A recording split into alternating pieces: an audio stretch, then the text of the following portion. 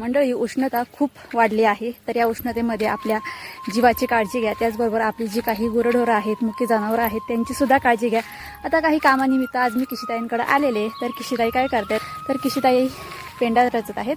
तर आता किशीताईंकडं एक बैल आहे आणि एक गाय आहे आणि त्यांची खाण्यापिण्याची सोय पावसाळ्यासाठी करत आहेत. तर किशीताई, पेंडावर कुठं आणला?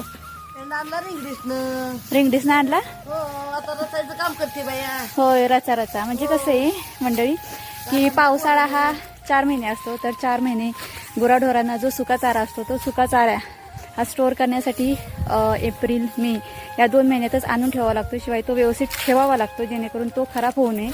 पावसाच्या दिवसांमध्ये जनावरांना सुद्धा सुक्या चाऱ्याची सोय ही व्यवस्थित असली की जनावरं ही खूप चांगली दूध वगैरे देतात किंवा त्यांचं आरोग्य हे चांगलं राहतं. आता इकडं उडवी वगैरे रचत नाहीत, डायरेक्ट आपला पेंडा आहे तो रचतायत. तर म्हटलं किशीताईंना थोडंसं या व्हिडिओमध्ये घ्यावं.